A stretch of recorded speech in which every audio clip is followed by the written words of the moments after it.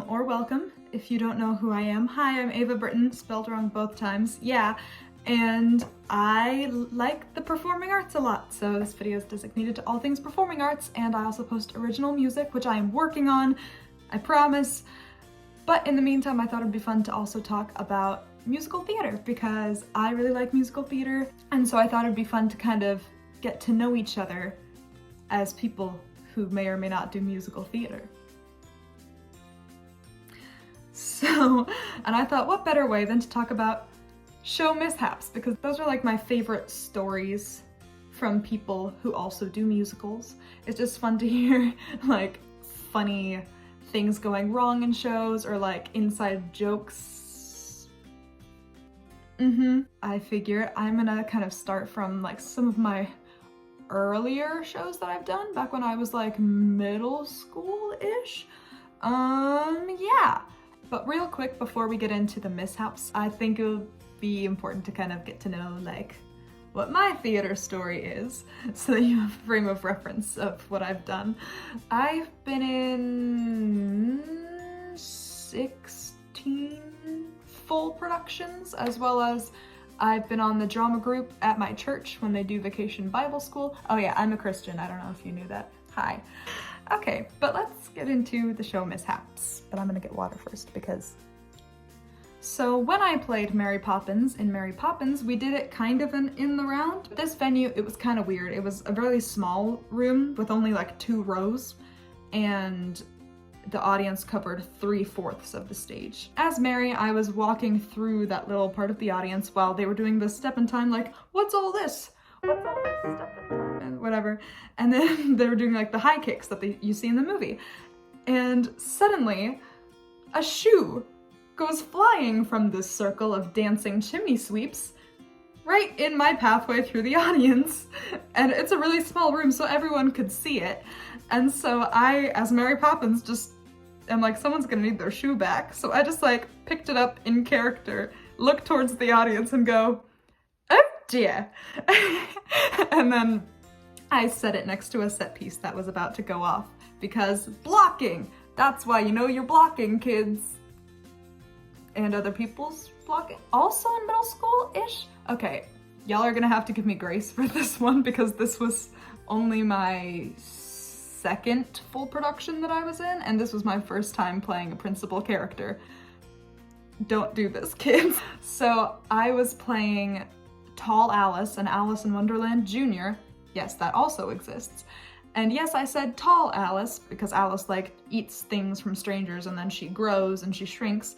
They had 3 different actresses playing Alice as written in the script, and I was only 12, but I was literally the tallest person in the cast.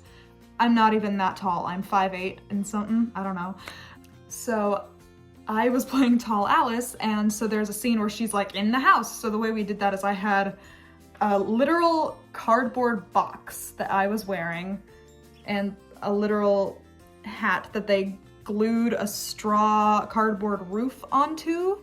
And it's like I didn't have much mobility because, and I was on like a step ladder behind like a set piece so that it looked like I was a house on a hill, and I was like, Alice sticking out of the house. There's blackmail footage of it somewhere. Yeah, because I have to take off her iconic black bow in order to put that hat on. During the night that we were filming it, I left my bow backstage and went into the wings, and there was like no, like normally the sets are like kind of connected to the wings so you can like sneak on and off, but I couldn't. So I already had to like sneak off during a scene and there was no way to hide.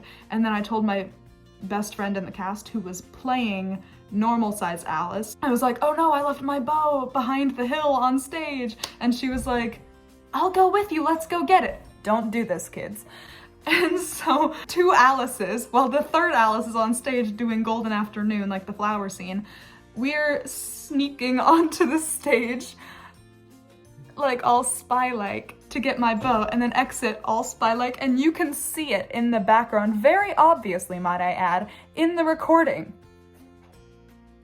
Don't do that. Oh yeah, just a smaller one that didn't involve me, but I was in a production of You're a Good Man, Charlie Brown, and Lucy's jar of nickels for her psychiatric booth fell over during a scene change and shattered. And my mom, who was on the props committee, had to run out during intermission and pick up a plastic replacement so that it wouldn't break again. Over one summer, I did a play in a day camp, which is where it's what it sounds like, where you put on a play in literally one day of rehearsal and performances, and that's it. We found out our roles like 5 days in advance, and we were expected to show up with everything memorized.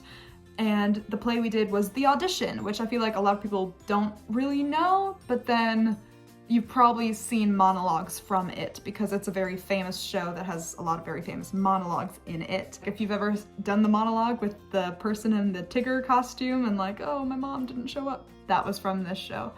So my character was Soleil, if you know the show. She's sad teenager person, basically. So I had 2 monologues to learn. One was the longest in the entire show. It's 4 pages. I had to memorize that in 5 days.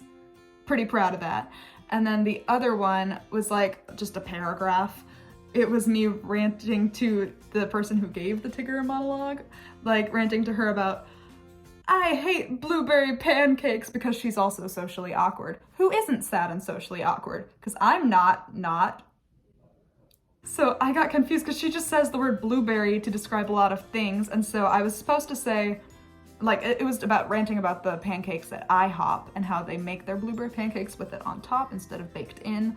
And so she was saying, did I ask for blueberry pancakes with blueberry pie filling on top? No! But I was like, had so much going on in my brain that on stage during the only performance, I said, did I ask for blueberry pancakes with blueberry pancakes on top?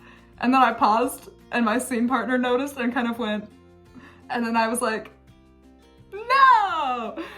And then afterwards I was beating myself up about it, and she was like, I'm sure no one even noticed. And at that same time, our other friend came up and was like, I didn't know you like blueberry pancakes with blueberry pancakes on them. And I was like, shut up. Anyway, during a production of Peter and the Starcatcher, the way we did the 2 ships, there's 2 ships in the show that like meet. We had 2 actors that each had a pirate ship.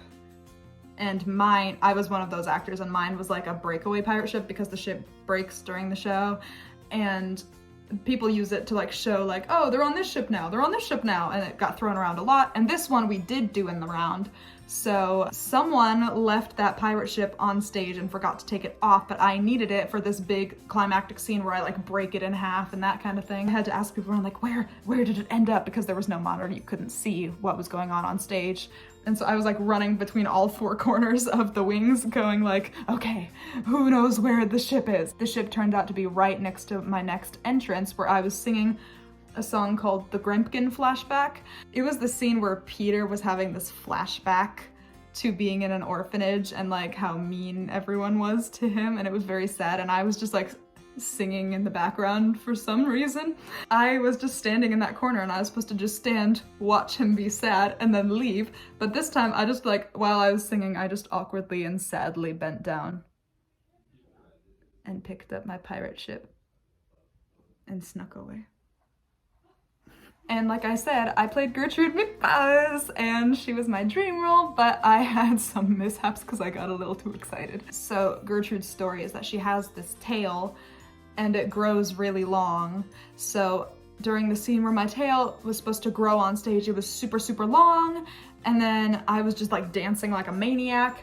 And then I hold it and then I leave. And so I was leaving, but they like pulled out more of the tail than they normally did that night. So it grew longer than I was used to.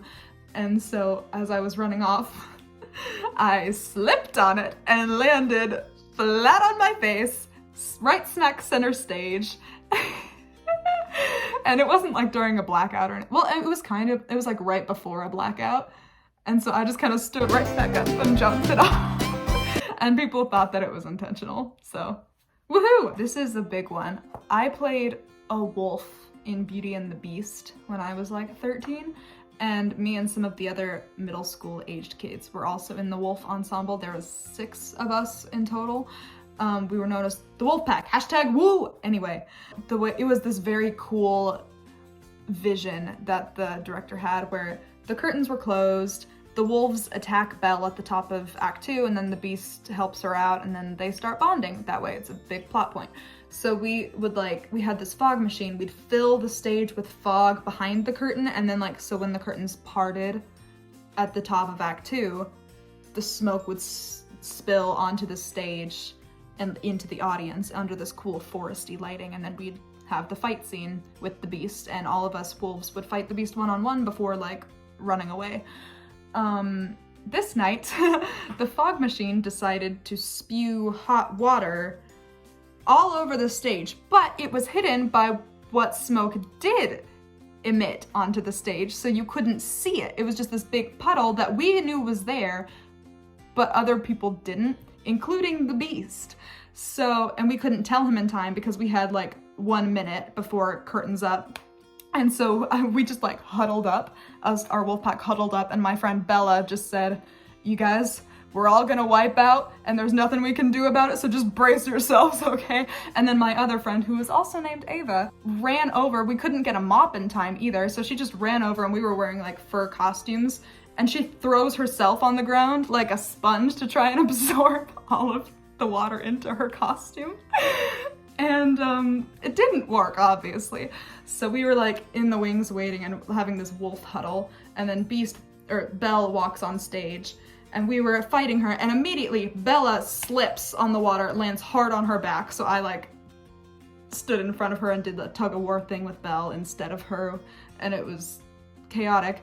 The beast didn't know the floor was wet because we couldn't tell him in time and because he couldn't see it. So instead of marking all of the fight choreography where we get thrown and do these dance lifts and that kind of thing, he went all out like he normally did. And this isn't his fault or anything. It's he didn't know, and normally it went off without a hitch, but we had no traction. So thankfully I got out better than my peers, but we all got hurt somehow. So my thing was I had to bite the beast's leg, and then he would grab me and throw me. And so I went, it was a slip and slide. Normally I just go wee, but this time I went so much so that I went into the wings, and Mrs. Potts and Lumiere were there about to come on for the next scene, and they were both standing there "Are you okay?" And I was and then I crawled on stage, got my wolf ears, and then did the rest of the choreo, and then crawled off. But the thing is, there was a big ensemble number coming up right after this, with a lot of younger cast members in it, and the stage still wasn't dry. So we were panicking because we were backstage doing our costume changes into that scene. So at this point we all had bruises on our knees and arms and everything. And so we found one of the younger girls in the other ensemble, and we were "Can you go run down and tell the head of the tech team that the stage is wet and that she should make an announcement to the cast so that everyone's safe?" And we had no idea how it was gonna go. It felt like one of those "I don't know if I'm gonna get in, chief. I'm in." One of those moments, because we were just changing our costumes, and we were "I hope that it works." And then over the intercom we hear, "Just be warned, the stage is a little bit wet." And we were "Yes!" So that was my first ever really big show mishap. I call it the wolf wipeout. It was just a slip and slide of fur and water, hot water. So yeah, I will have more of these show mishap videos in the future because I have way more show mishaps than I realized when I wrote them all down. Yeah, so that's just a little get to know you of embarrassing stories. If you guys have embarrassing theater stories, I always like to know. Feel free to let me know, because I like reading them because it sounds funny. Anyway, thank you for watching. Bye.